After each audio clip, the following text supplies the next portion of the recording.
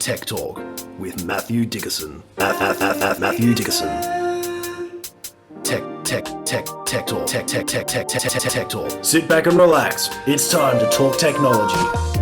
Greetings, all you pre-New Year's revelers. The party is just keeping rolling on now that you've landed on Tech Talk with Matthew Dickerson. And what better way to welcome the next chapter of your future than to spend 45 minutes or so getting all the good oil on the latest and greatest gadgets and tech to start the next quarter of the 21st century. So pop some corks and blurt some of those party whistles for our 2025 party master, Mr. Matthew Dickerson. Now, if I'm not incorrect, that's probably a double negative. I hate double negatives. If I'm correct, then this should be New Year's Day when people are listening to this. Well, it'll be close too, I reckon. No, that's right, New Year's Day. I think about two days no, from sorry, if it's overmorrow. Monday. Overmorrow will be New Year's Day. New Year's Day will be overmorrow. That's right, good. Okay. So if you're listening to this on the Monday, that's right. When hopefully New Year's is overmorrow. That's right. When people are jumping on it straight away. So it just gets a bit confusing because we're recording this before Christmas because I don't want to make us work too hard over Christmas. So we're recording it early.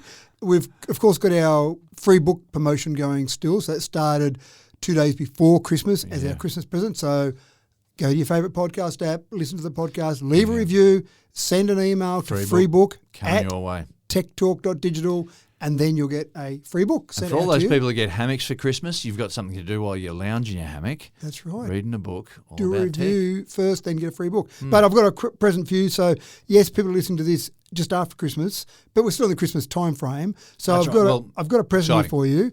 And I'm excited. It's one of the 20. Now, I was going to ask you to guess, but I don't want to do that because you might guess something and go, oh, no, it's not that. Sorry, James. Then I can guess again. That's right. And you might have 19 guesses and I go, oh, I've done really poorly I'm here. excited regardless, but if it's a neck fan, I tell you what, I'm just going to be over the moon. Well, okay, one disappointment. Okay. It's not that hot. I better just check the air conditioning's on here in the room. Something from a pet? Well, I'm twice disappointed now. So maybe this wasn't a good idea. So I'm going to give you the present. So it's got paper.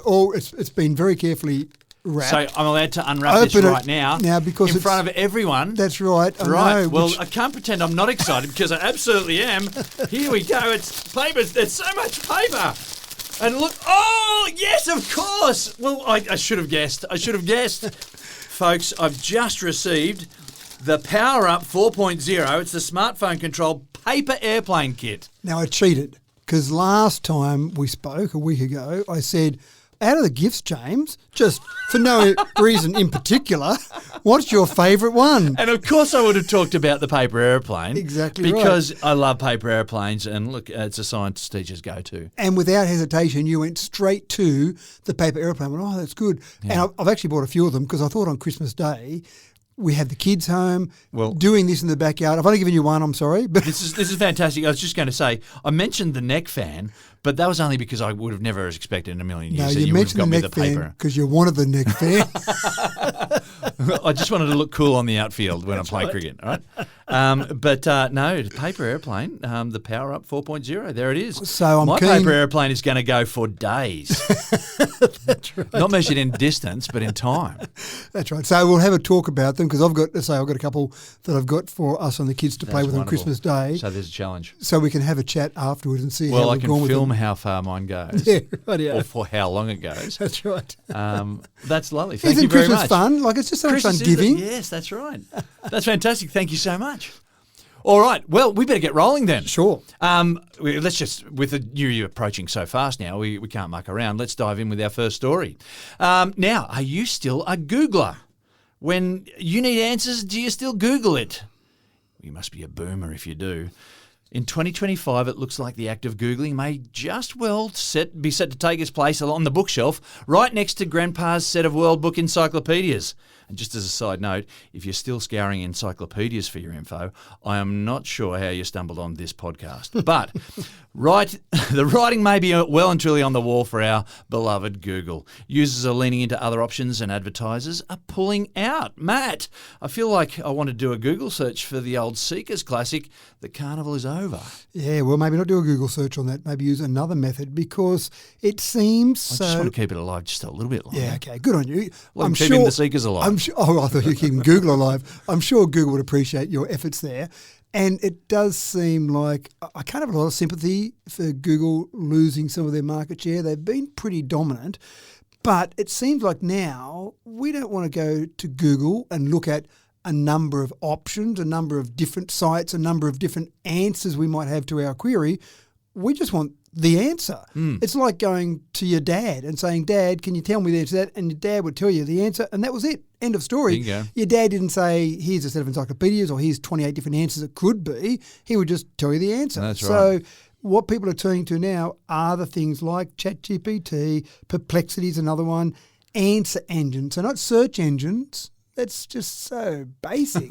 We want answer engines. so we want the answer. 2002. It is, isn't it? I was going to say, if you do Google something and it's not in the first 3 or 4, then you sort of turn around and you try something else. That you don't even remember Googling. You're looking at me like you don't even remember Googling. What are you talking about? But I was thinking that how often do people click the next? You know, when you've got down the bottom the 28 bazillion pages that you can find those particular search phrases on. You're right. If it's not up in that first list, you don't click next because it's some not people there. won't scroll past even 4 or 5. And the problem is most of those top ones are paid for rather than actually search engines. So the thing where we're just going to get the violins out in a minute, Google's share of the US search advertising market is projected to fall below 50% in 2025. That's a lot. That's a lot. So they've still got a pretty reasonable position, but obviously that's significant. Now, the click-through rates have already dropped by 8% compared to last year. So compare this year, 2024, we're still in at the moment, compared to 2023, Google's click-through rates have dropped by 8%. And here's the thing that I'm really going to get the violins out for.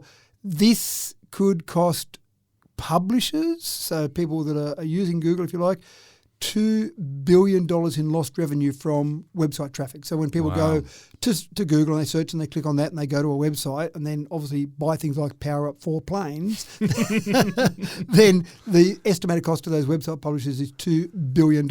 And it's really complicated. If I go back in my ancient history, I started in business back in the 80s.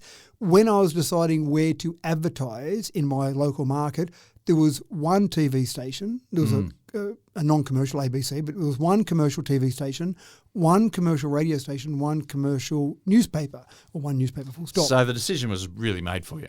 The decision of how you advertised was which medium do I want? Do I want TV, radio, or newspaper? It wasn't which of those. Now, deciding where your advertising dollar goes is incredibly complicated for businesses because we have so many different options there. And now some advertisers who want to get traffic to their websites might say, well, do I want to actually use Google? What's another way to get people to my website to generate sales through my website? And in the past, it's been pretty easy. Go Google. That's it. Pretty simple. Now it's going to get more complicated than that, which is probably good from an advertising perspective, from a sharing the market perspective. But for poor old Google, I mean, gee, What are they going to do? I know it's going to be How terrible. do they isn't stay it? alive? Maybe they have free raffle tickets or like lottery tickets that they give away on every 1,000th click. Well, possibly. Maybe they need to do something. But the other part that's eroding the trust for Google a little bit is that when you do search something on Google, there is a bunch of AI-generated content out there. So you search for something and it gives you an answer and you go, well, hold on, that site doesn't seem to have good information. Oh, wait, that's just been generated by AI. So that's a potential problem as well. Google's got some issues because the US Department of Justice is coming after them. They're saying they need to do things to curb Google's dominance. Maybe they won't need to do anything because maybe Google's dominance will be curbed by some other competitors. But it is one of these real paradigm changes, I think, that people have tried to compete against Google in the search engine market. And it's almost a bit pointless because they've got such a strong market share. Anywhere, different countries, anywhere from 93 to 97%. And I do question those numbers because I go, what else do you use? So if you're not using Google, what are those 3% using if they're not using Google? But now the answer is not, let's go and find something that's better than Google or that's somehow competing against Google. Let's shift the whole market to answers rather than searches. So it's quite fascinating. Where are we going to end up in a year's time? I'll be fascinated when we talk about this in a year's time. Well, that's why these shows are so great to go back and have a look at retrospectively, aren't they? Yeah. But I was going to say, the Roman Empire, everyone, if you were living around, say, 200 BC, you would have just assumed that the Roman Empire was going to go on forever and ever and ever. Everything. We've seen examples of this for many companies in the past, and you can't stop innovating. And Cathy Freeman, people might have forgotten about Cathy Freeman, but Cathy Freeman won the 400 metres at the Sydney Olympics in 2000. Australian star, wonderful person, wonderful ambassador for our country. And I remember seeing a Nike poster that Cathy Freeman was sponsored by Nike, and it had a picture when the hype was at its utmost. Sydney 2000 Olympics, everyone was thinking about Olympics and athletics, and Cathy Freeman was a star. There was this great poster with a wonderful image of Cathy Freeman running, and it said, the way to stay number one is to train like you're number two. Now, that's easy to say, but to do that, to have that mindset, if you're Google, when you're so far in front, you've got to keep innovating. People go, well, do we need to? Let's just sit back and, if we go from 93% market share to 92%, big deal. But now someone's come along with a big deal. So it's a fascinating space at the moment. And I must admit, I am doing exactly what this story is about. I'm going to get answers rather than Google. Very rare do I go to Google now because I get the answer, and it's only if I go, I don't know if that makes sense. I don't know if that seems right. I want to get a bit more information, then I might go to Google. I think that it's always been coming, the need for people to become more discerning in what they receive as truth information. Yeah. That's true too. So we've got to learn how to become discerning, and if we're just asking for answers and then just going with it, whatever's spat at us, then we've got an issue with that too. So to give you an idea of how I use it, I had a lightning strike recently, and I've got lots of things protected, lots of electronics around the house, lots protected, but it managed to zap a couple of things.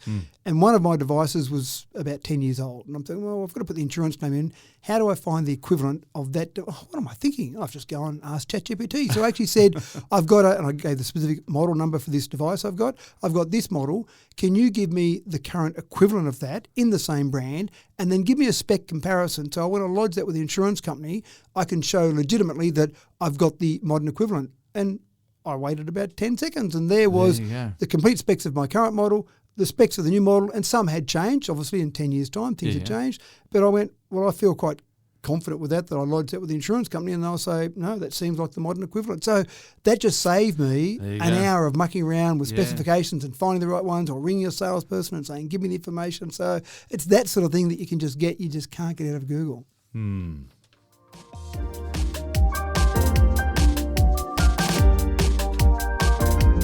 We see it in cop shows all the time. The forensics guy estimating the time of death. It's a gruesome business in forensics, and in the past, we needed to lean on gory clues like the life cycles of fly larvae living in open wounds or the degree of necrosis of the flesh, etc. Well, it's a gory business indeed.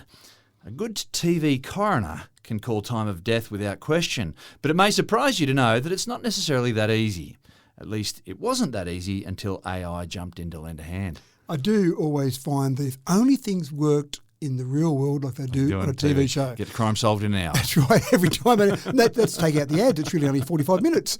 But CSI, absolutely, they'll say, time of death, 7:18 a.m. And you go, wow, that was impressive there. Well done. How did you work that out? And they'll say a few things that sound impressive. But, of course, I've worked out that those shows aren't real. They're fiction. So it's not always like that. Have the guy that read the script already. That's right. So well done to him. They've now started creating a database called GEOFOR, GEOFOR. And at this stage, they've only got 3,200 cases logged, which is not a lot in the whole scheme of things. And information's fed into this, where they've got all this case data, over 200 people have contributed case data, where they've had accurate information about the time of death, so not just turning up and there's a dead body there and wonder when it happened. So they've got CCTV, or they've got someone that was present that they can say, yes, it was 7:18 a.m., for example. And then they look at things like you mentioned, maggots, flies, beetles, sounds like fun, doesn't it? Bloated abdomens, clouded corneas, fingertips, skin discoloration, so a whole bunch of information about that, and including the environmental factors. So if it's very cold, if someone dies and it's in a cold climate where it might be ice around, their body's going to look different after 5 hours compared to sitting there in the Sahara Desert, for example. So all of that information has been fed in. The idea here is that what AI does really well, and we've talked about it before, is it can analyse so much information, a bulk of information. You get the guy on CSI and he looks at all those things and says, oh yes, based on this, this is the time of death. But he's using his experience, his or her experience. That's limited. They might be incredibly experienced. They might have been in the game for 40 years. but they've only got 40 years of an individual's experience. They might have read some papers as well, but it's still only one person. And then how well can you sort through that database of all that information in your mind? Not as well as AI can. That's right. AI can do all that. So it's essentially looking at, it's not creating something new. It's not inventing a new wheel. It's saying, well, let's just look at all the previous data. And based on all that, well, I can estimate pretty accurately exactly when this particular death happened. Now, you learn all sorts of interesting things when you do research. You have an R-squared value. And the R-squared indicates how accurate the prediction is in terms of the time of death. So R-squared gives you a value from 0 to 1. I think they should multiply by 100 because that would sound better. 0 to 100 would So sound people better. who are familiar with stats know all about R-squared. Right. So if I wasn't familiar with it, so there you go. There you go. I thought it might have been specific to time of death. No. Right. It's just general statistics. Okay, thank you. There you go. I've learned even more now. It's about correlation. Yep, there you go. So the R-squared value at this stage for GO4 is about 0.8. Oh, So right. Not too Pretty bad. close to Yeah, one. that's Yeah, right. yeah. So it's not too bad. Now, again, that's today with only 3,200 cases logged. As you can imagine, you get up to 32,000 cases, 320,000 cases, et cetera, you'll get that R-squared value much closer to 1. So, again, what would the R-squared value be for humans? Well, I don't know, but probably a lot less than 0.8 when they estimate that time of death. But the problem is, you don't really know what the real value is because you've got an expert who looked at it and said, I estimate that. So as far as he's concerned, it's 100% accurate. So Yeah. but I'm sure they give a range too. They would often say between 3 and 5 a.m. or whatever Yeah. it might be. I'm always going for these AMs because I'm assuming that Well, if they can say it was 7:18, then they know exactly who was walking past at that time. that's right. If they Yeah. can get it that accurate. And that's where I think you're getting to, that you're getting closer and closer to the exact time of death based on all these factors. So then when you go and say, so where were you at 7:18 a.m., then you can actually get that information a bit more drilled down. So And just make sure you got your alibis straight, guys. that's right. Don't fiddle with a few minutes there because it mightn't be good enough. And I do actually wonder now, because I used to see CSI would look at things like time of death, but now they just go to CCTV because there's CCTV everywhere. So they've just got the murder's been It's filmed. just so much easier. That's right.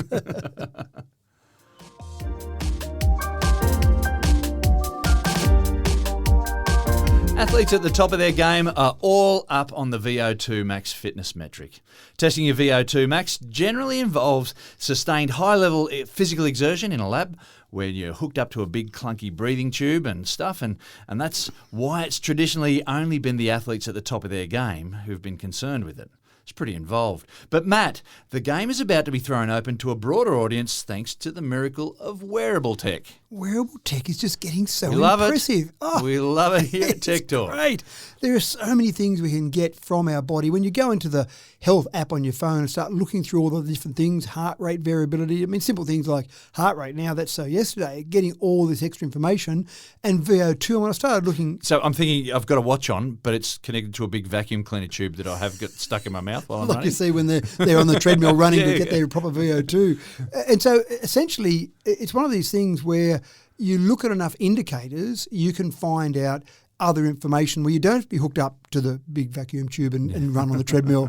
And that's what a watch is doing. That's what it's essentially doing. It's looking at a whole range of variables and then saying, based on other data, based on people that have been hooked up to a vacuum cleaner and vacuum tube, then I know that that person that's got a VO2 rating of 20, 30, 40, 50, whatever, has got these other indicators. So not as accurate, but when you go and do those tests, if you want to do those tests and you're not a member of the Australian Institute of Sport, you're going to pay several $100s. And you'd question why you would do that if you're you're just not doing it to parkrun, for parkrun purposes, just go and enjoy the parkrun. That's right. You're probably Don't not worry going to do about it your if you're VO2 pucker. max. That's right. But I actually Or went get a and- watch that does it. That's right. And I went and looked at mine, and I actually didn't know what it meant until I actually started analysing it a bit. So I went and looked at my VO2 max, and it was 51.3. And I went, well, is that over 100? I'm pretty disappointed. I'm only halfway there. But then it had all sorts of information. It said 47 to 56 is excellent. I went, oh, good. I'm in the excellent range. Above 56 is when you start to get to the elites. When you get to the real elites, when you get to the marathoners or the Tour de France cyclists, it's getting up around 70 or 80. So I've just confirmed that I'm not going to run in the Olympics in the marathon. Not the next Olympics, but Give me enough time, you give you reckon? enough time. Yeah. Right, yeah, I'll keep working on that. So- You've got homework. But it is quite fascinating what sort of information we can glean. And then what I like about that is you can start to look at that and go, well, I'm not going to be an Olympian, but can I make it 51.4? Can I keep doing things to improve. And I've actually noticed when I looked at a little graph of my VO2, I'd noticed times when I've been overseas for a couple of weeks when I haven't been able to exercise as regularly as I normally would, then it actually has dropped. So it's down around 48, 49. So then I come back and get back into it and starts to go up again. So it can vary that much. And I think that's a bit of age too, James. I find that as I get older, it's harder. So your birth certificate's penalising I you now. know, it is. It's actually, it seems like a one-way street because it seems like if I don't exercise for a few days, I lose fitness quickly, and then if I exercise those few days back, I don't gain it back as quickly. So it seems like work harder. I know, longer. it just seems unfair. Can't it be completely reversible, or the other way around? Exercise a little bit, my fitness goes up. Exercise not, well, it goes down slowly, but it seems to be the opposite. Anthony Hopkins says about that. You know, Anthony Hopkins, he was Hannibal, and he says, "Just enjoy life and eat the cake." Yeah, fair enough too. and I've taken that on board. Yeah, good work. But it is fascinating. Have a look at that. If you've got a wearable, if you've got a smartwatch, have a look at that and just see the sort of information you can get. And can it start to predict some things that might be important? Well, if you've got a VO2, there is definitely a link between high VO2 or good VO2, it doesn't have to be elite athletes, and how long we live. So if you do focus on something like that and try and increase that VO2, we're going to live longer, which means we're going to eat more cake, but then we're not eating the cake if we're getting a high VO2. Oh, it's so complicated. That's all right. You can eat the cake and maybe do a bit of fitness stuff too. That's good. Work Well, it off. part of the reason I exercise is because I like chocolate. So that seems like a fair trade-off to me.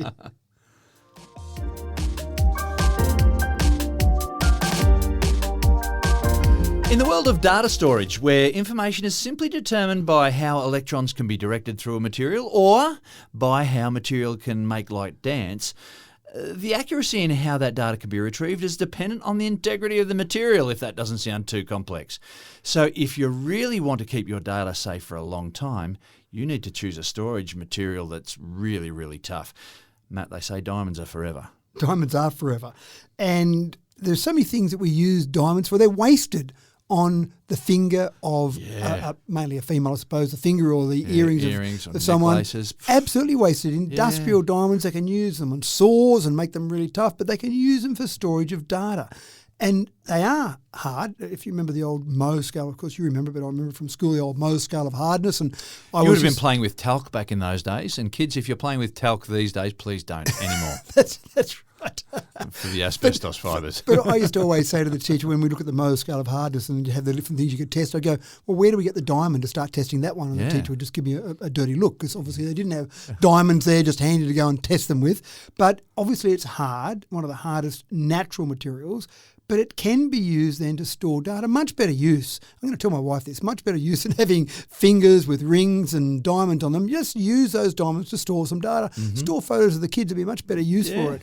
So what they do is they basically use the diamonds. They do ultra-short laser pulses to create atomic scale hollow spaces to store the data. That's amazing. That's incredible, isn't it? Yeah. So you're getting a diamond, you're putting these little tiny holes in it, and obviously using that ones and zeros for I would imagine, holes and not holes to store that information. One diamond optical disc, so that sounds like a fairly big disc to me, can hold 2,000 Blu-ray discs. So the equivalent data of. So it's not bad as a storage medium. And what's that in terms of CD-ROMs? A lot. It's a swimming pool of CD-ROMs. That's absolutely at least an Eiffel Tower of CD-ROMs stacked end to end. So, so that's a lot of data. Yeah. But the other really good part about it is that you've got good long-term storage. So a diamond's resistant to degaussing, so any sort of electromagnetic field, electric leakage, tampering. Provided the diamond sits there and is not crushed, then it's going to be pretty good in terms of its data storage long-term capabilities. And I'm intrigued by this. The total fidelity, they said, in terms of storing and reading data, they rate at 99.48%. Now, I thought it would have been 100 because that means that some of my data is coming back wrong. And 99.48 in the whole scheme of things is not... It sounds like a lot, but it's actually, you're missing 0.52% there, which is probably a lot. And if that was data that you were using for, I don't know, nuclear programs or something, that bit of that 0.52% might be quite significant. We've got to get better diamonds. That's right. Go and get some better diamonds, folks. And maybe that's because it's just early days in this because it hasn't been used a lot yet. But I actually think there's a movie plot here, surely. Someone walking around with a ring on, or actually one of my favourite cartoon games that we used to play with the kids when they were very young was the old Looney Tunes Back in Unction, and you had the blue monkey diamond. So the blue monkey diamond, I'm sure it was called, and you had this blue diamond at the end. That was the whole point of the whole game, was to get this blue diamond. So maybe that blue diamond had, the internet stored on it or something like that before the internet really was a thing. But it's actually quite interesting where we'll use this. I'm sure there'll be areas that we'll have for long-term storage. We know we've got areas where we've got critical information for mankind stored for future generations. When we finally get rid of all the people and AI takes over, then they go, hold on, we're missing some information. Check out the Doomsday Vault, folks. Yeah, that's what I was thinking of, that it's stored, probably they'll be using it to store some information in the Doomsday Vault. So, yeah, quite fascinating.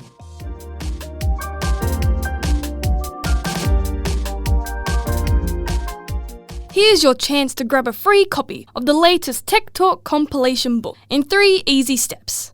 Step 1. Listen to any Tech Talk episode, like this one right now. Step 2. Leave a review on your favourite podcast app. Step 3. Email a screenshot of your review to freebook@techtalk.digital with your name and address. The first 20 emails each week until the end of January 2025 will each receive a free book. Don't wait. You are listening to this podcast right now. Leave a review and send that screenshot to freebook@techtalk.digital. Tech Talk, your weekly gateway to the tech world.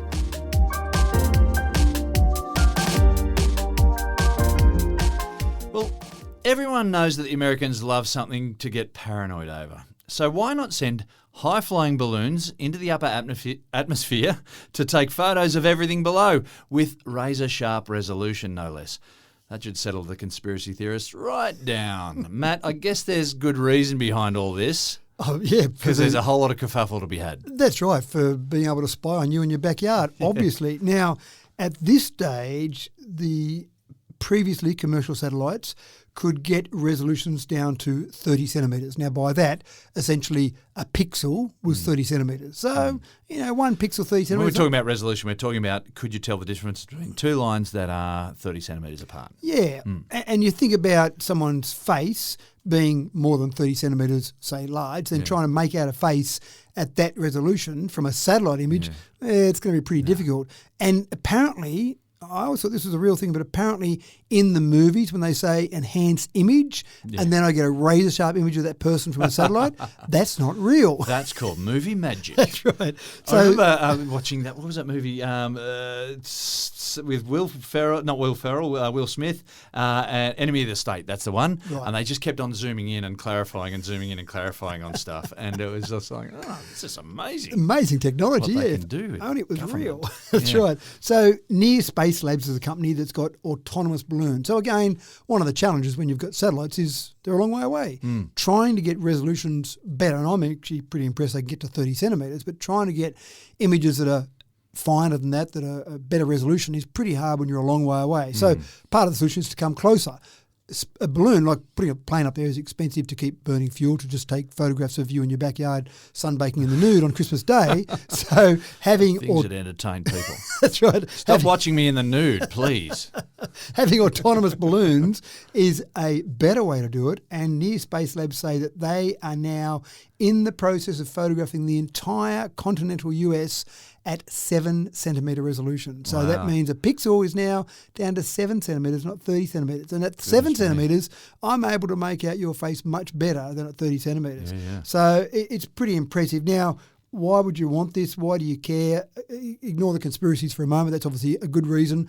But if you had, for example, a natural disaster and you wanted to be able to see what you needed to do, what things were damaged, do we need to get people in there? What areas are the worst damaged? For sure. Get some imagery of that and see what it looks like so we can start to get some rescue missions mounted. Or are there people at 7 centimetres? I might be able to find people in areas where you might have had a tsunami come through and suddenly there are people washed away somewhere that you mightn't pick up at a 30 centimetre resolution. So that's obviously one part of it.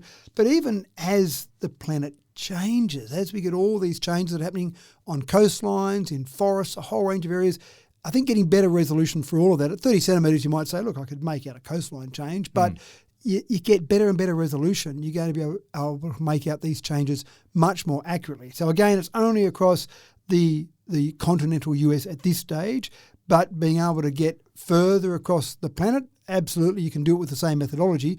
It might just need near space labs or someone else to go and do the same thing. There's so much to be learned from what they can photograph here. Yeah, it's that's gonna right. be very interesting what they come up with. Even the US Department of Ag like to do it to basically look at bushfire monitoring. So they can look at how the growth is and, again, get that more accurate. You can see areas that might be prone to a bushfire in a hot season if you've got better imagery of all that undergrowth. So there's so many different ways you can use it. Oh, crop farmers as well. Look, those early stages of your crop, you could monitor that to the 7 centimetre resolution. Yeah. That's right.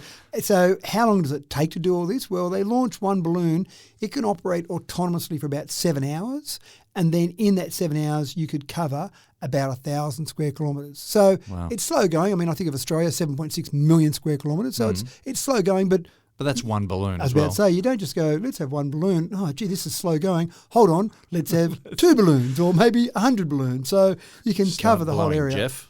Yeah, that's right. So if you had 100 balloons, I think that'd be a reasonable time frame to be able to cover the entire US of A because it's something that you could do and then again expand that out further. But it's getting better and better. So for those people that want to wear their tin hats, then probably stay inside.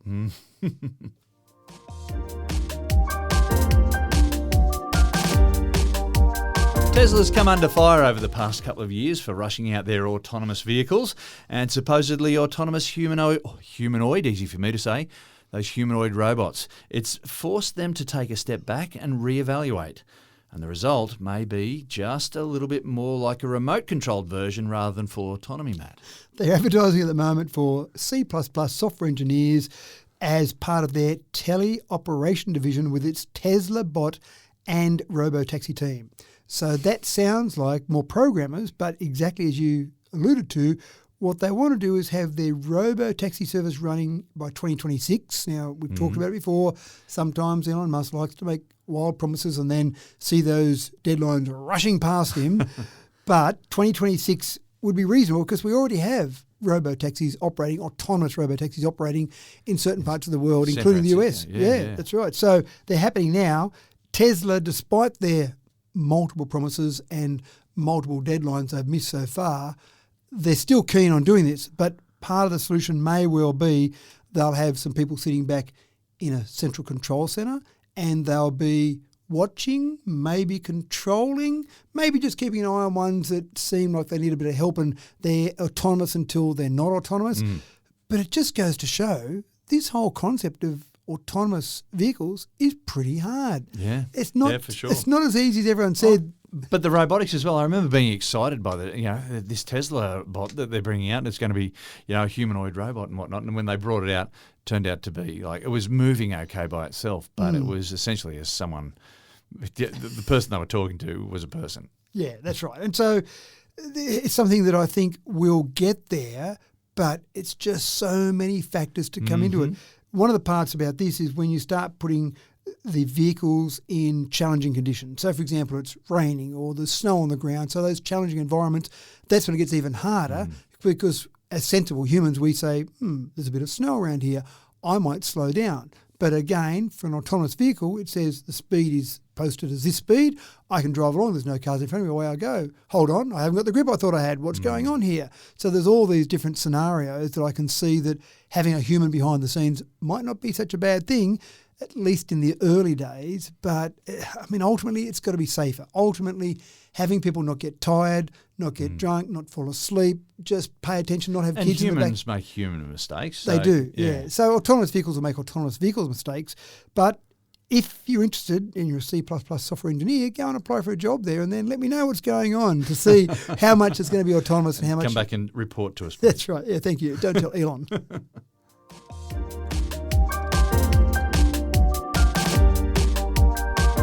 All right, folks, it's time for our semi-regular segment that I like to call scary stuff that we probably could have just left in the movies for once and for all. Ever thought of turning a cockroach into a remote-controlled cyborg? Me neither. But somebody did, and now the world has cyborg cockroaches. Matt, You're here to tell us now that we've got nothing to fear but fear itself. Is that right? No, you've got something to fear. Cyborg cockroaches. It doesn't get much worse than this. So why wouldn't you just make... With tiny lasers. Sorry. Why wouldn't you just make little tiny robotic devices and send them in? That would make sense to me. They've used, in this particular example, the Madagascar hissing cockroach, which presents a whole range of mental images. Worse. That's right, it does, doesn't it? Now, they want to use them for search and rescue missions. So there is a disaster, there's been a building collapse, they want to know if people are in there, then would you be happy to see a Madagascar hissing cockroach as a controllable cyborg coming to say, it's okay, Matthew, we're coming to get you. Me and my 100 friends are on the way to come and nibble at your skin while we're waiting. So what they do is they knock out the cockroaches with some carbon dioxide. So they're basically anaesthetised, if you like. Then they attach some electrodes into the soft membrane under the cockroach's exoskeleton. So they then can control their legs and put them in the direction they want to go. They hook up a little camera so they can see what's going on and a little transmitter to transmit the information back. Sounds like it's so much work, and I'm sure it would have been easy just to make a little metal cockroach. You'd think so, but in this way, the researchers that were doing it said they didn't have to worry about having something that they could build to move around. The cockroach can do that. The cockroach has already got legs, it's got muscles, it can actually move around. We don't have to worry about that. We just have to have a little bit of control. So a few little zaps here and there and we can control this little fella and then we can send back the information rather than build something that can do all this. The other thing is that cockroaches can get into various spaces.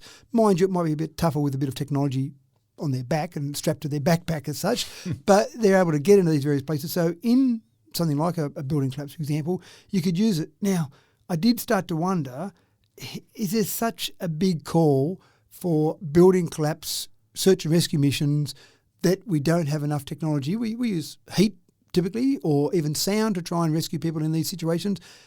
It's not like we're having a building collapse every minute of the day that we need this solution. So what are you suggesting? That someone has thought, I want to make a cyborg cockroach, but I need to explain it off somehow?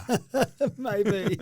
I'm thinking that you've got to come up with a practical reason as to why you do it, because what they're talking... left it in the movies. That's right. What they're talking about here is if you've got a job that you need this cockroach, this cyborg cockroach, then you don't need one.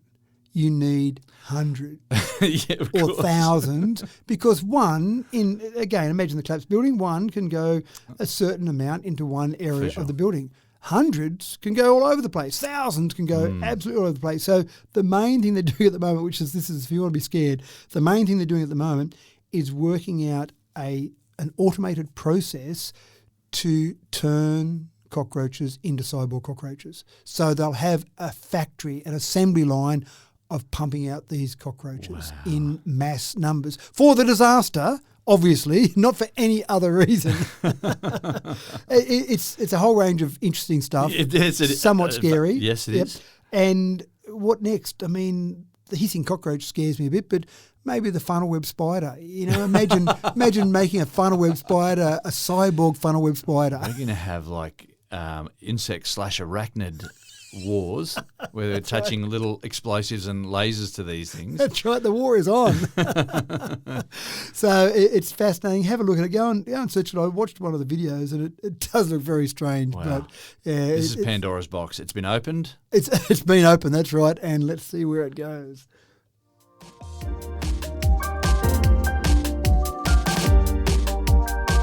Now, the knee's a pretty fancy piece of biological machinery.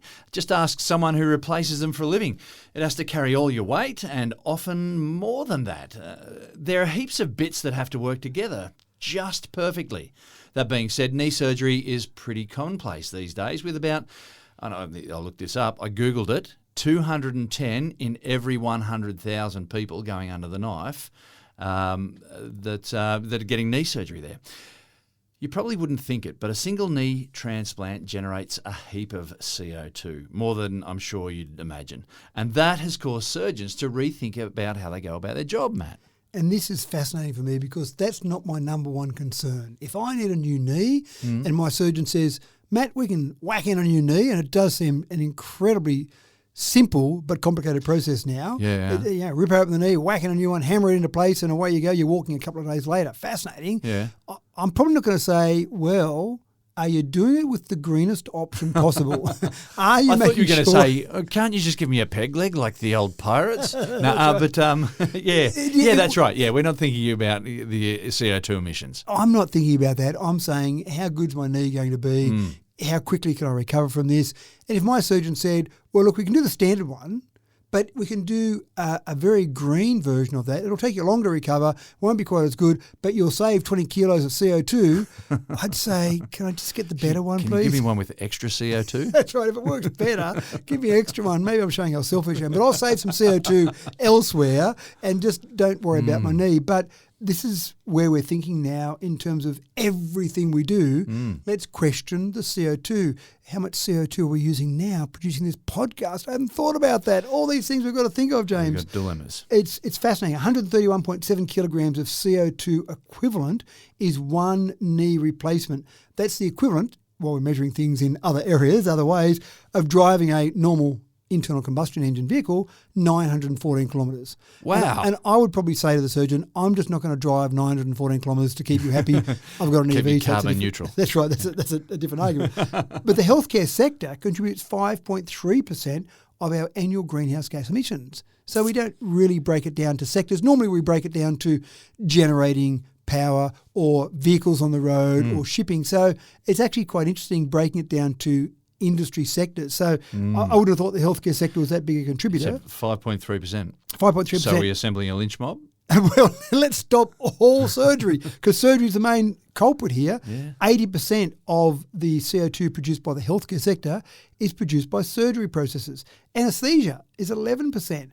Just the operating room lighting and air conditioning, there's 8% there. So there are things there, but what are you going to do? Don't turn the lights on in the operating room. That'll save us 8%. We didn't get quite the right outcome we thought we would. Well, maybe you could withdraw the anaesthetic when you're doing these knee replacements. Yeah, that seems reasonable too.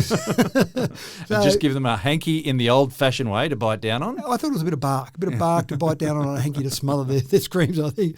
So we're looking at things, though, and that's the good part out of the story is that we are looking at every process. We're looking at everything we do to seeing where we can save it because it doesn't really matter if we can see something we're saving 40%. Let's go and change that tomorrow. That's great. But if we can save 1% on 40 different processes, well, that obviously helped. And I often talk in a business scenario about the 1%ers. Everything. I mean, you hear it in sports so often. If we can just do the 1%ers right, and it's so true, if we can improve every little part of a process just by 1%, if we can improve the healthcare sector by 1%, if we can improve everything we do by 1%, that adds up to a lot of percents. More than 100 even. Not quite.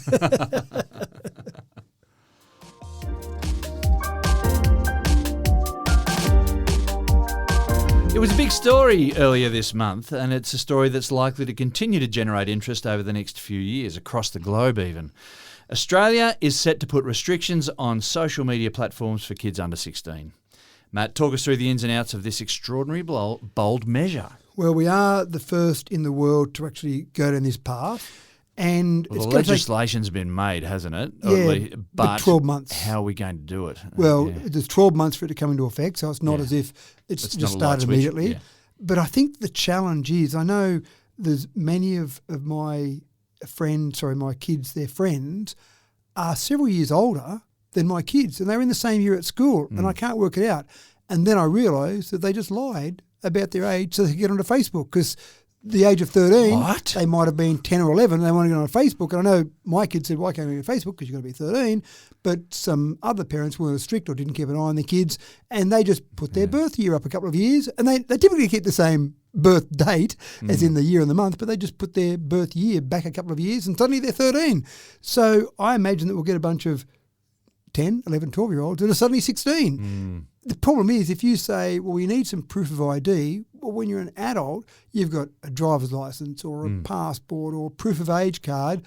But when you're 10 or 11, you may not have a passport, you may not have needed a passport, but apart from that, you don't have a driver's license, you don't have an easy form of ID, a birth certificate. How comfortable, and probably I suppose you don't always have your birth certificate handy, but how comfortable are people going to be uploading their birth certificate? So the implementation of this is quite interesting in terms of where that goes. The the move has been supported by approximately 77% of Aussies. That probably means there's 77% of people that are above 16. Because I reckon the 23% below 12-year-olds. That's right. Those ones under 12 may not be so supportive of it. I think the logic is fine. We do put rules in place for our people in society where we think you can't just rely on themselves. So alcohol in this country is 18, some countries 21. We say, yeah, it'd be nice to say you be responsible or parents be responsible, but sometimes you need legislation, you need laws to say, you know what, we're going to have an industry standard or a community standard that says this is what we think is a reasonable standard. Forms a line in the sand. Yeah, it does. So 16 is the line in the sand. There's been a bit of pushback by some different groups around YouTube in particular.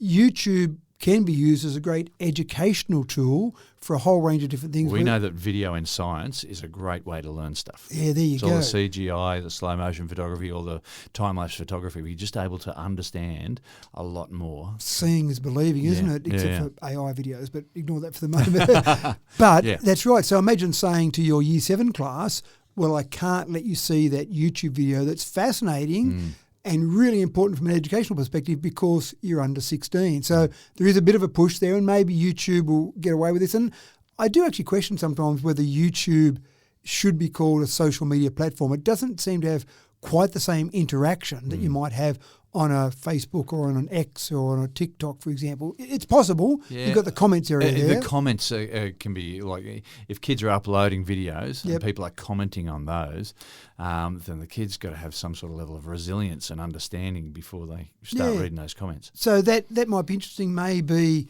what they need to do is have it so that you can't have comments. For example, maybe there's no comments or the comments are just turned off if you've got a YouTube channel, if you're under 16, and then leave it so that you can view other ones. Maybe you can have it so that you can view but you can't upload, for example. So there's still a bit to go on this. The Australian Human Rights Commission has been very critical, saying that it was very rushed and the implementation is very vague. Now, for those across the rest of the world, they may not be aware, and maybe even Australians may not be aware, but there will be a federal election at some stage before May 2025. So maybe the current government was trying to get this through before the federal election, make sure it's at least happening, because they may lose government and then they may lose the opportunity, and maybe the new government that comes in, if there is a new government, doesn't want to go down this path either. So there's a whole range of things there. I think in general, my personal thoughts in general, the concept is good. Let's protect people from themselves, but getting it right in implementation and getting it to the point where kids can't get around it. Kids are clever. If you put a little roadblock in place, they'll work out another road to get around. And if you want to work out a way to test a system, give it to someone young and they'll be creative in a way to get around that system, like changing your date of birth, for example, a pretty simple way to do it. Yeah. But that's the real question here. And then it would be an unfair playing field that you're sitting in the schoolyard not knowing things that are going on because you're doing the right thing and your parents are making you do the right thing. Other kids are going, just change your date of birth. It's easy. I'll show you how to do it. So it's a real minefield. It's a form of social capital right now, social media. And it is. Yeah, that's right. So I'm not sure where it'll all end up. I'm not sure that we'll have it sorted in 12 months because there's so many things to go through. But at least you've got to start somewhere. If you start somewhere and put some rules in place, and then you can change them if you need to. If you find little holes there, plug those little holes. I think that's better than saying, let's wait till we've got it perfect, and then, all this harm has been done in the meantime. So yeah, we know there's a lot of damage that's been done, and any child psychologist will be able to tell us about that. Yeah. Anyway, it's an interesting area and one that we have to keep changing legislation to keep up to date with what's happening in technology. Yeah, exactly. And that, ladies and gentlemen, is a wrap for Tech Talk 2024. We're putting a big full stop on that one right there. Now, thanks for an enormous year of science, tech and gadgetry, Matt. Yeah, thank you. And thank you for being a wonderful host, which you absolutely are. Thank you. We're going to take a couple of weeks off, but it's only you and I. We're going to have a couple of best of episodes to keep people entertained, because I like to make sure that every single week, every Monday morning in Australian Sydney time, you've got a new podcast there at 9 a.m. and the new one for the next couple of weeks will be an old one, kind of. But and they'll just have just a hint of retrospective. So we'll have an idea about how that went. That's right. So people will listen to stories from earlier on in the year. And I normally do it the first 6 months of the year and then the last 6 months of the year. So people will listen to those stories from 12 months ago and go, oh, gee, they got that completely wrong, didn't they? They've got no idea what they're talking about. But in this game, the one thing I've learned is you can make all sorts of predictions, talk about things that are happening, but don't expect to get it right. It's a bit like a weather forecaster. Yeah, that's except the fact that it's a best educated guess. I don't want to say the word guess, but best educated guess at the time, but it'll move on. But anyway, have fun playing with your Power Up 4. Yes, thank you very much for that. Thank you for the compliments. And yeah, thanks for the Power Up 4.0. Yeah, I'm looking forward to Going to have how that heaps goes. of fun playing with that. Now, what's your record? Did you measure it out? No, I haven't. I've got it wrapped ready to go for Oh, Christmas sorry. Day. 'Cause Sorry, we're, hush, we're, hush. we're technically before Well, Christmas sorry. Day at the By recording the time date. anyone's listening to this, That's they'll right. have already unwrapped them, I hope. Or maybe Yes. you'll keep them in suspense all the way to New Year's. Maybe. And with that, there is very little more to be said. We've got the laundry tub full of ice and bottles with poppable tops. So let's quit this yapping and bring this new year in. Thank you for all your company throughout the 2024. Tech Talk with Matthew Dickerson is a machine powered by people's insatiable curiosity. And for your part in that, we're truly grateful. I've been your host, James Eddy, and as always, it's a pleasure to bring you this podcast each week. For 2025, make at least one of your resolutions about being kind to people, be generous and caring, and make this tiny little global community a nicer place to live in. Take care of yourselves, and we'll catch you again in 2025.